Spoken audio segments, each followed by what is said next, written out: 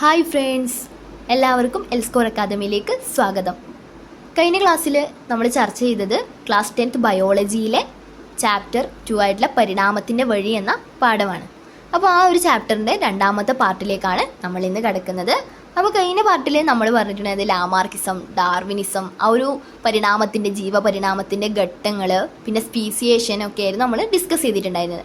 ഇന്ന് നമ്മൾ ഡിസ്കസ് ചെയ്യാൻ പോകുന്നത് ആ പരിണാമത്തിൻ്റെ തെളിവുകൾ, എന്താണ് പരിണാമത്തിൻ്റെ തെളിവുകളാണ് നമ്മൾ ഇന്ന് ഡിസ്കസ് ചെയ്യാൻ വേണ്ടിയിട്ട് പോകുന്നത്.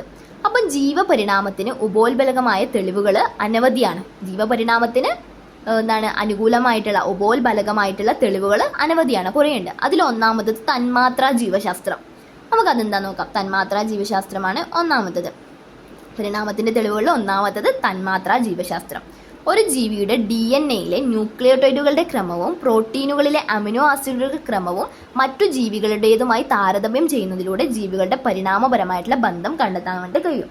അതായത് ഒരു ജീവിയുടെ DNA-യിലുള്ള, നമുക്കറിയാം ഒരു ജീവിയുടെ DNA-യിൽ എന്തുണ്ടാവും, ന്യൂക്ലിയോടൈഡ് ഉണ്ടാവും. ആ ഒരു ന്യൂക്ലിയോടൈഡിൻ്റെ ക്രമവും പിന്നെന്താവും പ്രോട്ടീനിലെ അമിനോ ആസിഡുകൾ ഉണ്ടാവും. ആ ഒരു പ്രോട്ടീനുകളുടെ അമിനോ ആസിഡുകളുടെ ക്രമവും മറ്റു ജീവികളുമായിട്ട് താരതമ്യം ചെയ്യുന്നതിലൂടെ എന്ത് കണ്ടെത്താൻ പറ്റും, ജീവികളുടെ പരിണാമപരമായിട്ടുള്ള ബന്ധം കണ്ടെത്താനാവും. അതാണ് ഈ തന്മാത്രാ ജീവശാസ്ത്രത്തിൽ പറയുന്നത്. അപ്പോൾ അതിൽ നമുക്ക് നോക്കാം. ഇവിടെ ഒരു എക്സാമ്പിൾ കൊടുത്തിട്ടുണ്ട്. ശ്വസന വർണ്ണകമായിട്ടുള്ള ഹീമോഗ്ലോബിൻ, നമ്മുടെ ബ്ലഡിലുള്ള, നമ്മുടെ രക്തത്തിലുള്ള ഹീമോഗ്ലോബിൻ ഇല്ലേ, ഹീമോഗ്ലോബിനിലെ പ്രോട്ടീൻ തന്മാത്രയാണ് ഗ്ലോബിൻ. ഹീമോഗ്ലോബിനുള്ള ഒരു പ്രോട്ടീനാണ് ഗ്ലോബിന്. അപ്പോൾ മനുഷ്യരിലെ ഗ്ലോബിൻ തന്മാത്രയിലെ ബീറ്റാ ശൃംഖലയിലെ അമിനോ ആസിഡുകളുടെ ക്രമീകരണം മറ്റു ജീവികളുമായിട്ട് താരതമ്യപ്പെടുത്തിയ ഒരു പട്ടികയാണ് ഇവിടെ കൊടുത്തിട്ടുള്ളത്. അതായത് ഹീമോഗ്ലോബിൻ, നമ്മുടെ രക്തത്തിലുള്ള ഹീമോഗ്ലോബിനുള്ള ഒരു പ്രോട്ടീനാണ് ഗ്ലോബിൻ എന്ന് പറയുന്നത്. അപ്പോൾ ആ ഒരു ഗ്ലോബിനുള്ള ആ ഒരു ഗ്ലോബിൻ പ്രോട്ടീനിലുള്ള ഒരു ബീറ്റാ ശൃംഖല, ആ ഒരു രണ്ട് ശൃംഖലയാണ് ഉള്ളത് ആ ഗ്ലോബിൻ പ്രോട്ടീനിൽ, ബീറ്റാ ശൃംഖലയും ആൽഫ ശൃംഖലയും. അതിൽ ബീറ്റാ ശൃംഖലയിലെ അമിനോ ആസിഡുകളുടെ, ഈ ഒരു ബീറ്റാ ശൃംഖലയിലെ അമിനോ ആസിഡുകളുടെ ക്രമീകരണം മറ്റ് ജീവികളുമായിട്ട് താരതമ്യപ്പെടുത്തിയതാണ് നമ്മൾ ഈ ഒരു ബോക്സിൽ നോക്കാൻ പോകുന്നത്. ജീവി ഇവിടെ കൊടുത്തിട്ടുണ്ട്. ബീറ്റാ ശൃംഖലയിലെ അമിനോ ആസിഡുകളിൽ മനുഷ്യരുമായിട്ടുള്ള വ്യത്യാസങ്ങളുടെ എണ്ണം. ചിമ്പാൻസിയുടെ ബീറ്റാ ശൃംഖലയിലെ അമിനോ ആസിഡുകൾ മനുഷ്യരുമായിട്ട് കാണിക്കുന്ന വ്യത്യാസം 0 ഒരു വ്യത്യാസവും ഇല്ല. ഗൊറില്ലയിൽ 1, എലിയിൽ 31. ഇവിടെ മനുഷ്യരുമായിട്ട് ഏറ്റവും അടുത്ത ജീവി എന്ന് പറയുന്നത് ചിമ്പാൻസിയാണ്. മനുഷ്യരുമായിട്ട് ഏറ്റവും അകലെ നിൽക്കുന്നത് എലിയാണ്, അല്ലേ? 31 വ്യത്യാസമുണ്ട്. 31 അമിനോ ആസിഡ് വ്യത്യാസമുണ്ട്. ഇവിടെ 0 അമിനോ ആസിഡാണ്. ഓക്കെ, ക്ലിയർ അല്ലേ? ഇതാണ് ഇവിടെ പഠിക്കാനുള്ളത് തന്മാത്രാ ജീവശാസ്ത്രത്തിൽ. DNA-യുടെ ന്യൂക്ലിയോടൈഡുകളുടെ ക്രമവും ന്യൂക്ലിയോടൈഡുകളുടെ ക്രമവും പ്രോട്ടീനിലെ അമിനോ ആസിഡുകളുടെ ക്രമവും മറ്റ് ജീവികളുമായിട്ട് താരതമ്യം ചെയ്യുന്നതിലൂടെ ജീവികളുടെ പരിണാമപരമായിട്ടുള്ള ബന്ധം കണ്ടെത്താനാവും എന്നാണ് പറയുന്നത്. ഓക്കെ, പിന്നെ ഇവിടെ ഒരു ഇത് കൊടുത്തിട്ടുണ്ട്. ഇതൊന്ന് ജസ്റ്റ് നോക്കാം. ചിമ്പാൻസിയുടെ, ഇത് DNA-യുടെ കാര്യമാണ് പറയുന്നത്. അവിടെ നമ്മൾ എന്താ നോക്കിയത്, ന്യൂക്ലിയോടൈഡിൻ്റെ നോക്കിയത്.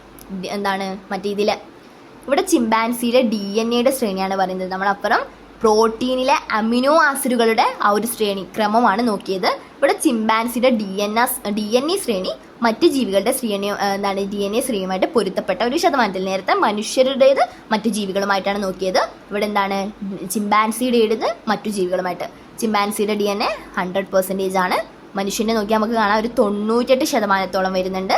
ഗൊറില്ലയുടേത് 97, കുരങ്ങിൻ്റെത് 93% വരുന്നത്. ഇവിടെ ചിമ്പാൻസിയായിട്ട് ഏറ്റവും അടുത്തിട്ടുള്ളത് മനുഷ്യനാണ്, നമുക്ക് മനസ്സിലാക്കാൻ വേണ്ടിയിട്ട് സാധിക്കും. ഓക്കെ, ഇനി രണ്ടാമത്തെ തെളിവാണ്, പരിണാമത്തിൻ്റെ രണ്ടാമത്തെ തെളിവാണ് ആന്തരഘടനയിലെ താരതമ്യം.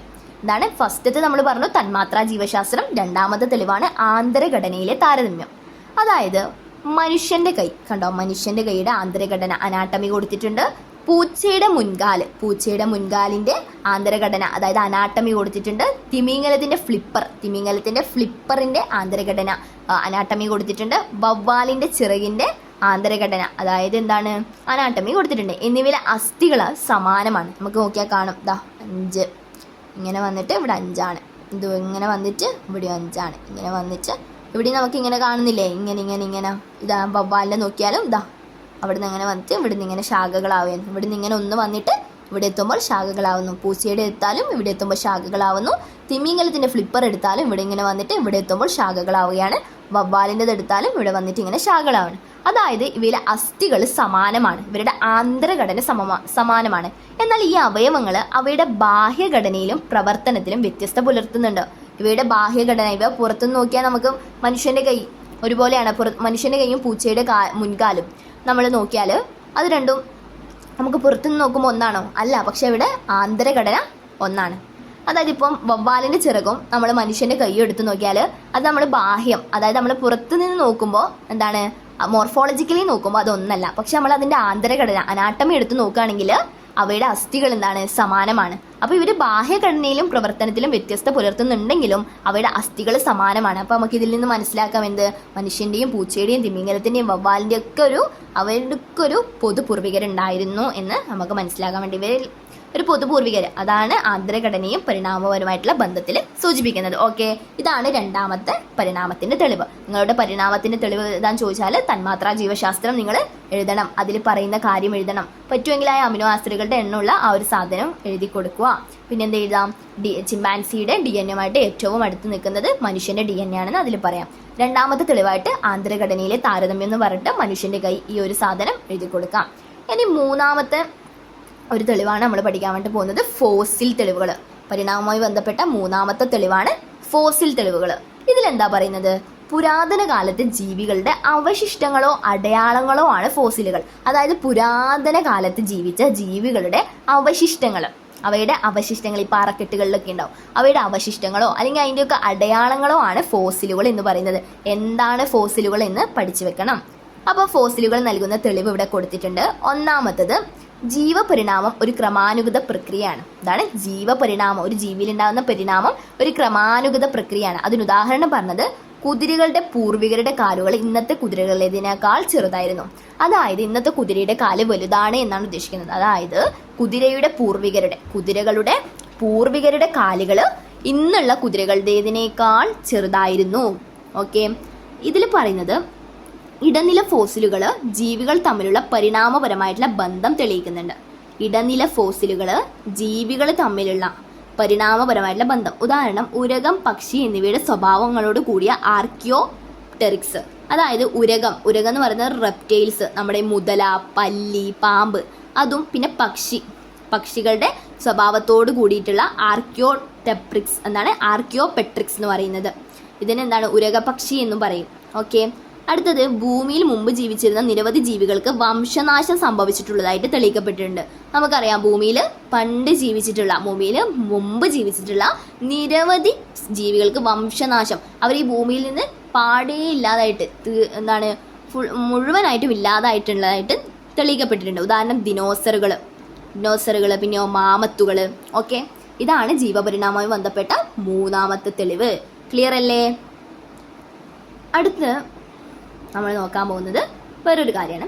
സസ്തനി വിഭാഗത്തിലെ കുരങ്ങന്മാരുടെയും ആൾക്കുരങ്ങളുടെയും മനുഷ്യരുടെയും പൊതുപൂർവികർ പ്രൈമേറ്റുകൾ എന്ന വിഭാഗത്തിൽ പെടുന്നു.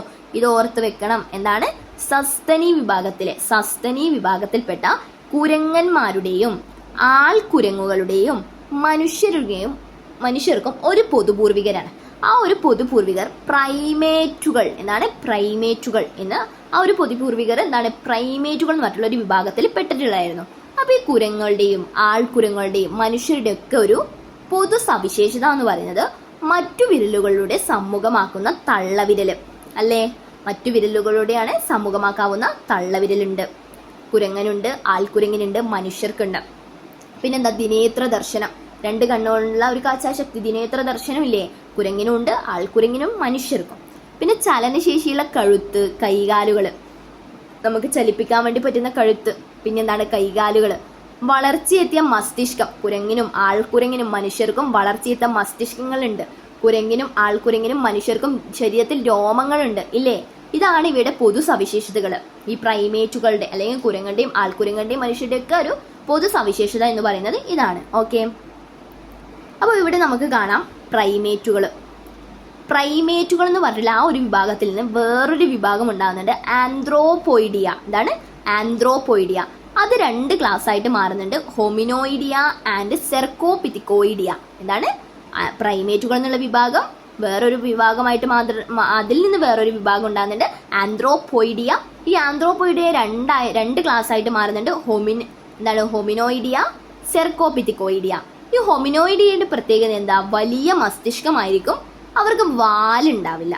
എന്നാൽ സെർക്കോപിത്തിക്കോയിഡിയ ചെറിയ മസ്തിഷ്കമായിരിക്കും, അവർക്ക് വാലുണ്ടാവും. ഓക്കെ, ഈ സെർക്കോപിത്തിക്കോയിഡയിൽ ഒറ്റ മൃഗമുള്ളൂ, കുരങ്ങ്. ഒറ്റൊരു ഇതേ ഉള്ളൂ, കുരങ്ങ് മാത്രം. കുരങ്ങിന് എന്താ, ചെറിയ മസ്തിഷ്കമാണ്, കുരങ്ങിന് വാലുണ്ട് ഇല്ലേ. എന്നാൽ ഈ ആന്ത്രോപോയിഡിയിൽ പെടുന്ന ഹൊമിനോയിഡിയിൽ 5 ആൾക്കാരുണ്ട്. ഗിബ്ബണിന് വലിയ മസ്തിഷ്കമാണ്, വാലില്ല. ഒറാങ്ങുട്ടൻ വലിയ മസ്തിഷ്കമാണ്, വാലില്ല. ഗൊറില്ലക്കും വലിയ മസ്തിഷ്കമാണ്, വാലില്ല. ചിമ്പാൻസിക്കും വലിയ മസ്തിഷ്കമാണ്, വാലില്ല. മനുഷ്യന്റെ കാര്യം പറയണത് നമുക്കറിയാം, നമുക്ക് വാലുണ്ടോ? നമുക്ക് വാലില്ല. നമ്മൾ ഹൊമിനോയിഡിയയിൽ പെടുന്നതാണ്, നമ്മൾക്ക് വലിയ മസ്തിഷ്കമാണ്. അപ്പോൾ നിങ്ങൾ ഇത് പഠിക്കുമ്പം ഈ ഒരു പ്രൈമേറ്റ്, ഈ ഒരു കോളത്തിൽ ഫസ്റ്റ് പ്രൈമേറ്റ് ആണ്. അതിൽ നിന്ന് പിന്നെ ആന്ത്രോപോയിഡിയ വരുന്നത്. ആന്ത്രോപോയിഡിയയിൽ 2 എണ്ണാവുന്നുണ്ട്, ഹൊമിനോയിഡിയ, സെർക്കോപിത്തിക്കോയിഡിയ. സെർക്കോപിത്തിക്കോയുടെ പ്രത്യേകത ചെറിയ മസ്തിഷ്കവും വാലുള്ളവരുമാണ്. അതിൽ പെടുന്നത് കുരങ്ങ് മാത്രമാണ്. ഹൊമിനോയിഡിയയുടെ പ്രത്യേകത എന്താണ്? വലിയ മസ്തിഷ്കവും വാലില്ലാത്തവരുമാണ്. അതിൽ പെടുന്നത് ഗിബ്ബണും ഒറാങ്ങുട്ടാനും ഗൊറില്ല, ചിമ്പാൻസി, മനുഷ്യനുമാണ്. ഇത് കൃത്യമായിട്ട് പഠിച്ചു വെക്കണം. ഈ ഓരോ കോളത്തിലും പറയുന്നത് നിങ്ങൾക്ക് തന്നിട്ട് ഫിൽ ഇൻ ദ ബ്ലാങ്ക്സ് ചോദിക്കാം. അല്ലെങ്കിൽ ആന്ത്രോപോയിഡിയയിലെ 2 വിഭാഗം എഴുതാൻ ചോദിച്ചാൽ ഹൊമിനോയിഡിയ, സെർക്കോപിത്തിക്കോയിഡിയ എന്ന് എഴുതാൻ പറ്റണം. ആ 2 വിഭാഗത്തിന്റെ പ്രത്യേകത ചോദിച്ചാൽ ഹൊമിനോയിഡിയ വലിയ മസ്തിഷ്കം, വാലില്ലാത്തവർ എന്ന് എഴുതണം. അത് നിങ്ങൾക്ക് എക്സാമ്പിൾ കൊടുക്കാൻ പറ്റുമെങ്കിൽ ഗിബ്ബൺ, ഒറാങ്ങുട്ടാൻ എന്ന് എഴുതി കൊടുക്കാം. സെർക്കോപിത്തിക്കോയിഡിയ എന്ന് പറഞ്ഞിട്ട് ചെറിയ മസ്തിഷ്കം, വാലുള്ളവർ എന്ന് എഴുതണം. എക്സാമ്പിൾ കുരങ്ങ്. ഓക്കെ, ക്ലിയർ അല്ലേ? അടുത്തത് നമ്മൾ നോക്കാൻ പോകുന്നത് മനുഷ്യരിലെ ഒരു പരിണാമമാണ്. ഇതാണ് മനുഷ്യ പരിണാമം. നമ്മൾ മനുഷ്യരിലുള്ള പരിണാമം. ഫസ്റ്റ് ഉള്ളത് സഹലാന്ത്രോപ്പസ് ചാൻഡഡിൻസ്, അതാണ് ചാഡൻസിസ്. അതാണ് സഹലാന്ത്രോപ്പസ് ചാഡൻസിസ്. അവിടെ മസ്തിഷ്ക വലിപ്പം ഇവിടെ കൊടുത്തിട്ടുണ്ട് 350 സെന്റിമീറ്റർ ക്യൂബാണ്. ഇതാണ് 350 സെന്റിമീറ്റർ ക്യൂബ്. അപ്പൊ ഫസ്റ്റത്തെ അവരാണ്. ഇതാണ് സഹലാന്ത്രോപ്പസ് ചാഡൻസിസ്. അവരെന്താണ്? മനുഷ്യ പരിണാമ പരമ്പരയിലെ ആദ്യ കണ്ണിയാണ്. മനുഷ്യ പരിണാമമാണ് ഇവിടെ കൊടുത്തിട്ടുള്ളത്. മനുഷ്യ പരിണാമ പരമ്പരയിലെ ആദ്യ കണ്ണി ആരായിരുന്നു? സഹലാന്ത്രോപ്പസ് ചാഡൻസിസ് എന്ന് പറയുന്നത്. ആഫ്രിക്കയിലെ ചാടിൽ നിന്നുമാണ് ഇവരുടെ ഫോസിലുകൾ കണ്ടെടുത്തത്. ഓക്കെ, ഇവരുടെ മസ്തിഷ്ക വലുപ്പം എത്രയാണ്? 350 സെന്റിമീറ്റർ ക്യൂബാണ്. ഇനി രണ്ടാമത്തത് ആസ്ട്രലോപിത്തിക്കസ് ആണ്. ഇതാണ് ആസ്ട്രലോപിത്തിക്കസ്. ആസ്ട്രലോപിത്തിക്കസ് എന്താണ്? അവരുടെ മസ്തിഷ്ക വലുപ്പം 450 സെന്റിമീറ്റർ ക്യൂബാണ്. 100 കൂടിയിലെ 450 സെന്റിമീറ്റർ ക്യൂബാണ്. ഈ വിഭാഗത്തിൽപ്പെട്ട ജീവികളുടെ ഏതാണ്ട് പൂർണ്ണമായിട്ടുള്ള ഫോസില് ആഫ്രിക്കയിൽ നിന്നാണ് കിട്ടിയത്. സഹലാന്ത്രോപ്പസ് ചാഡൻസിസിന്റെ ചാടിൽ നിന്നാണ് കിട്ടിയത് ആഫ്രിക്കയില്. ഈ ആസ്ട്രലോപിത്തിക്കസിന്റെ പ്രത്യേക സ്ഥലമൊന്നും കൊടുത്തിട്ടില്ല. ആഫ്രിക്കയിൽ നിന്നുമാണ് ഈ വിഭാഗത്തിൽപ്പെട്ട ജീവികളുടെ ഏതാണ്ട് പൂർണ്ണമായിട്ടുള്ള ഫോസിൽ കിട്ടിയത്. അസ്ഥികൂടത്തിന്റെ ഘടന ഇരുകാലുകളിലുള്ള നടത്തം സ്ഥിരീകരിക്കുന്നുണ്ട്. ഇവരില് അസ്ഥികൂടം, ഇവരുടെ ആ ഫോസിൽ നിന്ന് ഇവരുടെ ഒരു അസ്ഥികൂടത്തിന്റെ ഘടന വെച്ചിട്ട് അവർ ഇരുകാലുകളിലും നടക്കുന്ന വിഭാഗമാണെന്ന് സ്ഥിരീകരിക്കുന്നുണ്ട്. ഓക്കെ, ക്ലിയർ അല്ലേ? അടുത്തത് ഹോമോ ഹാബിലിസ്. എന്താണ് ഹോമോ ഹാബിലിസ്? ഹോമോ ഹാബിലിസിന്റെ മസ്തിഷ്ക വലുപ്പം 600 സെന്റിമീറ്റർ ക്യൂബാണ്. ഇവരുടെ ഫോസിലുകളും ആഫ്രിക്കയിൽ നിന്ന് തന്നെയാണ് ലഭിച്ചത്. ഈ ഹോമോ ഹാബിലിസിന് വലിയ തലയോടുണ്ടാവും. പിന്നെ കൈകൾ ഉപയോഗിച്ച് കല്ലുകൾ കൊണ്ടുള്ള ഉപകരണങ്ങൾ നിർമ്മിച്ചത് ഹോമോ ഹാബിലിസ് ആണ്. എന്താണ്? കൈകൾ ഉപയോഗിച്ചിട്ട് കല്ല് കൊണ്ടുള്ള ഉപകരണങ്ങൾ നിർമ്മിച്ചു. ചെറിയ കൂട്ടമായിട്ട് ജീവിച്ചു. വേട്ടയാടൽ ആരംഭിച്ചത് ഹോമോ ഹാബിലിസ് ആണ്. ആരാണ് വേട്ടയാടൽ ആരംഭിച്ചത്? ഹോമോ ഹാബിലിസ് ആണ്. ഓക്കെ, അടുത്തത് ഹോമോ ഇറക്ടസ് ആണ്. ഹോമോ ഇറക്ടസിൻ്റെത് നമ്മൾ ആദ്യം പറഞ്ഞ 3 ആൾക്കാരുടെയും ഫോസിൽ ലഭിച്ചത് ആഫ്രിക്കയിൽ നിന്നാണ്. എന്നാൽ ഇനി ഹോമോ ഇറക്ടസിൻ്റെത് ആഫ്രിക്കയിൽ നിന്നും ഏഷ്യയിൽ നിന്നും യൂറോപ്പിൽ നിന്നും ഫോസിലുകൾ ലഭിച്ചിട്ടുണ്ട്. ഇവരുടേത് ഇരുകാലുകളിലും നിവർന്ന് നടക്കാൻ കഴിവുള്ളവരായിരുന്നു ഹോമോ ഇറക്ടസ്. വിശാലമായിട്ടുള്ള നെറ്റിത്തടമുണ്ട്. ഇവിടെ ചിത്രം കൊടുത്തിട്ടുണ്ട്. വിശാലമായിട്ടുള്ള നെറ്റിത്തടം. മിശ്ര ബുക്കുകളായിരുന്നു. മികവ് കൂടിയ കല്ലായുധങ്ങൾ വേട്ടയാടുന്നതിനായിട്ട് ഉപയോഗിച്ചു. കല്ലായുധങ്ങൾ വേട്ടയാടൽ ആരംഭിച്ചത് ഹോമോ ഹാബിലിസ് ആണ്. വേട്ടയാടാൻ വേണ്ടി കല്ലായുധങ്ങൾ ഉപയോഗിച്ചത് ഹോമോ ഇറക്ടസ് ആണ്. അവരുടെ മസ്തിഷ്ക വലുപ്പം 900 ആയിരുന്നു. 350, 450, 600, 900 മസ്തിഷ്ക വലുപ്പം കൂടി വരികയാണ്. ഓക്കെ, അടുത്തത് ഹോമോ നിയാൻഡർതാലൻസിസ്. ഹോമോ നിയാൻഡർതാലൻസിന്റെ മസ്തിഷ്ക വലുപ്പം നല്ലോണം കൂടി. എത്രയാണ്? 1450 സെന്റിമീറ്റർ ക്യൂബാണ്. അല്ലേ? ആധുനിക മനുഷ്യന്റെ സമകാലികർ എന്ന് പറയും. ഇന്നത്തെ ആധുനിക മനുഷ്യന്റെ സമകാലികരാണ്. ഇതിന്റെ ഫോസിൽ കിട്ടിയത് ജർമ്മനിയിൽ നിന്ന് ഫോസിൽ ലഭിച്ചത് ഏതാണ്? ഹോമോ നിയാൻഡർതാലൻസിസ്. ചെറുതും ചെരിഞ്ഞതുമായിട്ടുള്ള നെറ്റിത്തട. കുറച്ച് ചെറുതാണ്, ചെരിഞ്ഞതുമായിട്ടുള്ള നെറ്റിത്തടമാണ്. കട്ടികൂടിയ പുരികത്തടാണ്. എന്താണ്? കട്ടികൂടിയിട്ടുള്ള പുരികത്തടമാണ് എന്നിവ ഉള്ളവരായിരുന്നു. പുരികയൊക്കെ ഉള്ളവരായിരുന്നു. ഇവർ ശവശരീരങ്ങൾ മറവ് ചെയ്തിരുന്നു. ശവശരീരങ്ങൾ മറവ് ചെയ്തവരായിരുന്നു ഹോമോ നിയാൻഡർതാലൻസിസ്. അവരുടെ മസ്തിഷ്ക വലിപ്പം 1450 സെന്റിമീറ്റർ ക്യൂബാണ്. അപ്പോൾ ഏറ്റവും കൂടുതൽ മസ്തിഷ്ക വലിപ്പം ഏറ്റവും കൂടുതലുള്ള ആരാണ്? മസ്തിഷ്ക വലിപ്പം ഏറ്റവും കൂടുതലുള്ളത് ഹോമോ നിയാൻഡർതാലൻസിനാണ്, 1450 സെന്റിമീറ്റർ ക്യൂബ്. അടുത്തത് ഹോമോ സാപ്പിയൻസ് ആണ്. നമ്മൾ ഇന്നുള്ള മനുഷ്യർ, ആധുനിക മനുഷ്യർ, ഹോമോ സാപ്പിയൻസ്. നമ്മളത് 1350 സെന്റിമീറ്റർ ക്യൂബേ ഉള്ളൂ. എന്നാൽ ഹോമോ നിയാൻഡർതാലൻസിൻ്റെത് 1450 സെന്റിമീറ്റർ ക്യൂബ് ഉണ്ട്. അതാണ് പറഞ്ഞത് ഏറ്റവും വലിയ മസ്തിഷ്കമുള്ളത് ഹോമോ നിയാൻഡർതാലൻസിനാണെന്ന്. ഹോമോ സാപ്പിയൻസ് എന്താണ്? ആധുനിക മനുഷ്യനാണ്.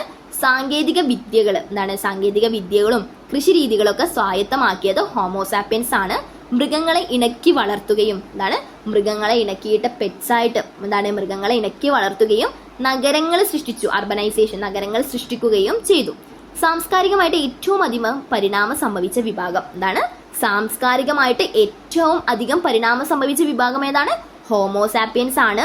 ഏറ്റവും വലിയ മസ്തിഷ്കമുള്ളത് ഹോമോ നിയാൻഡർതാലൻസിസ് ആണ്. ജർമ്മനിയിൽ നിന്നാണ് അവരുടെ ഫോസിലുകൾ ലഭിച്ചത്. ശവശരീരങ്ങൾ മറവ് ചെയ്തിരുന്നത് ഹോമോ നിയാൻഡർതാലൻസിസ് ആണെന്ന് പറഞ്ഞു.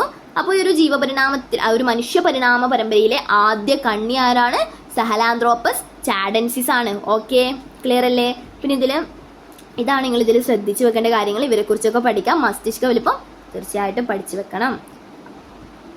അപ്പോൾ ഇവിടെ നിങ്ങൾക്ക് ഇതൊരു കൊടുത്തിട്ടുണ്ട്, മസ്തിഷ്ക വലിപ്പം സവിശേഷതകൾ എഴുതാൻ. അപ്പോൾ സഹലാന്ത്രോപ്പസ് ചാഡൻസിസിന്റെ മസ്തിഷ്ക വലിപ്പം എത്രയാണ്? 350 സെന്റിമീറ്റർ ക്യൂബാണ്. അവരുടെ സവിശേഷത എന്താണെന്ന് ഇവിടെ കൊടുത്തിട്ടുണ്ട് ഇല്ലേ? മനുഷ്യ പരിണാമ പരമ്പരയിലെ ആദ്യ കണ്ണിയാണ്.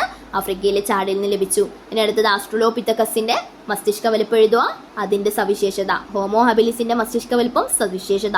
ഓക്കെ, ക്ലിയർ അല്ലേ? ഇവയുടെ ഫോസിലുകൾ എവിടുന്നാ ലഭിച്ചതെന്ന് ഓർത്ത് വെക്കണം. പിന്നെ ആധുനിക മനുഷ്യൻ ഏതാണ്? ഹോമോ സാപ്പിയൻസ് ആണ് അല്ലേ? അപ്പം ഏറ്റവും അധികം പരിണാമം സംഭവിച്ച വിഭാഗം ഏതാണ്? അതും ഹോമോ സാപ്പിയൻസ് ആണ്. ക്ലിയർ അല്ലേ? പിന്നെ അടുത്തത് ഞാൻ ഇവിടെ നിന്ന് ജസ്റ്റ് കൊടുത്തതാണ്. ഇതൊന്ന് വായിച്ചു വെച്ചാൽ മതി. നിങ്ങളിത് എക്സാമിന് ഇതിൽ നിന്ന് വലിയൊരു ക്വസ്റ്റ്യൻസ് ഒന്നും വരില്ല. ഇത് ജസ്റ്റ് ഒന്ന് മനസ്സിലാക്കി വെക്കുക, ജസ്റ്റ് ഒന്ന് വായിച്ചു പോകാം. കഴിഞ്ഞ 3 മുതൽ 4 ദശലക്ഷം വർഷങ്ങൾക്കിലുണ്ടായ മസ്തിഷ്ക വലുപ്പ വർധനവ് മനുഷ്യ പരിണാമത്തിലെ മുഖ്യ പ്രവണതയാണ്. നമ്മൾ കണ്ടു മസ്തിഷ്ക വലുപ്പ വർധനവ്. 2 ദശലക്ഷം വർഷങ്ങൾ കൊണ്ട് മസ്തിഷ്ക വലുപ്പം ഏകദേശം 3 ഇരട്ടിയാവുന്നുണ്ട്. ആദ്യം 350 ആണെങ്കിൽ ഇങ്ങനത്തെ 1450 1350 ആവുന്നുണ്ട്. ഇത് സങ്കീർണമായ സാമൂഹിക സ്വഭാവങ്ങളും ഉപകരണങ്ങൾ നിർമ്മിക്കാനുള്ള കഴിവും ഭാഷ പ്രയോഗിക്കാനുള്ള കഴിവും ഉയർന്ന വൈജ്ഞാനിക പ്രവർത്തനം ഏർപ്പാടുള്ള കഴിവും മനുഷ്യന് നൽകി. ആ ഒരു നമ്മുടെ മസ്തിഷ്ക വലിപ്പം കൂടിയതോടുകൂടി എന്ത് ചെയ്തിട്ടുണ്ട്? സങ്കീർണമായിട്ടുള്ള സാമൂഹിക സ്വഭാവങ്ങളും ഉപകരണങ്ങൾ നിർമ്മിക്കാനുള്ള കഴിവും ഭാഷ പ്രയോഗിക്കാനുള്ള കഴിവും ഉയർന്ന വൈജ്ഞാനിക പ്രവർത്തനത്തിൽ ഏർപ്പെടുന്ന കഴിവൊക്കെ മനുഷ്യന് നൽകുന്നുണ്ട്. അപ്പം മാറിക്കൊണ്ടിരിക്കുന്ന ചുറ്റുപാടുകളുമായി പൊരുത്തപ്പെടാനും സംസ്കാരം വികസിപ്പിക്കാനും അത്യാധുനിക സാങ്കേതിക വിദ്യകൾ ഉപയോഗിക്കാനും ഇത് മനുഷ്യനെ സഹായിച്ചു. ആ ഒരു വലിയ മസ്തിഷ്കം എന്താണ്? മാറിക്കൊണ്ടിരിക്കുന്ന ചുറ്റുപാടുമായിട്ട് പൊരുത്തപ്പെടാനും സംസ്കാരം വികസിപ്പിക്കാനും അത്യാധുനിക സാങ്കേതിക വിദ്യ ഉപയോഗിക്കാനൊക്കെ മനുഷ്യന് സഹായിച്ചിട്ടുണ്ട്. ചെറിയ തലച്ചോറുള്ള പൂർവികരിൽ നിന്നും ഹോമോ സാപ്പിയൻസിലേക്കുള്ള മാറ്റത്തിന് അടിത്തറയിട്ടത് മസ്തിഷ്ക വികാസമാണ്. അതായത് ചെറിയ തലച്ചോറുള്ള 350 സെന്റിമീറ്റർ ക്യൂബുള്ള ഒരു പൂർവികരിൽ നിന്ന് ഹോമോ സാപ്പിയൻസിലെത്തുമ്പോൾ 1350 സെന്റിമീറ്റർ ക്യൂബ് ആവുന്നുണ്ട്. ആ ഒരു ഹോമോ സാപ്പിയൻസിലേക്കുള്ള മാറ്റത്തിന് അടിത്തറയിട്ടത് ഈ ഒരു മസ്തിഷ്ക വികാസമാണ്. ഇതൊന്ന് ജസ്റ്റ് മനസ്സിലാക്കി വെക്കുക. അപ്പം ഇത്രയാണ് നമ്മൾ ഇന്ന് ഈ പാർട്ടിൽ ഡിസ്കസ് ചെയ്യുന്നത്. അടുത്ത പാർട്ടിൽ നമ്മൾക്ക് ഡിസ്കസ് ചെയ്യാനുള്ളത് ഈ ചാപ്റ്ററിലെ നാഡീ വ്യവസ്ഥയെക്കുറിച്ച്, നമ്മുടെ ന്യൂറോൺസിനെയൊക്കെ കുറിച്ചാണ്. അതൊരു അടുത്ത പാർട്ടായിട്ട് അപ്ലോഡ് ആക്കുന്നതായിരിക്കും. അപ്പോൾ ഈ ഒരു പോർഷനിൽ നിന്ന് വരുന്ന ക്വസ്റ്റ്യൻ ആൻസേഴ്സ് വേറൊരു വീഡിയോ ആയിട്ട്, ഈ ഒരു ചാപ്റ്ററിൻ്റെ കംപ്ലീറ്റ് ക്വസ്റ്റ്യൻ ആൻസേഴ്സ് വീഡിയോ ആയിട്ട് അപ്ലോഡ് ചെയ്യുന്നതായിരിക്കും. അപ്പോൾ ഇത്രയും പറഞ്ഞത് നിങ്ങൾക്ക് മനസ്സിലായി എന്ന് വിശ്വസിക്കുന്നു. ഇനി എന്തെങ്കിലും ഡൗട്ട്സോ കാര്യങ്ങളൊക്കെ ഉണ്ടെങ്കിൽ കമൻസ് ആയിട്ട് ചോദിക്കാം. അപ്പോൾ അടുത്ത ക്ലാസ്സിൽ വീണ്ടും കാണാം. താങ്ക്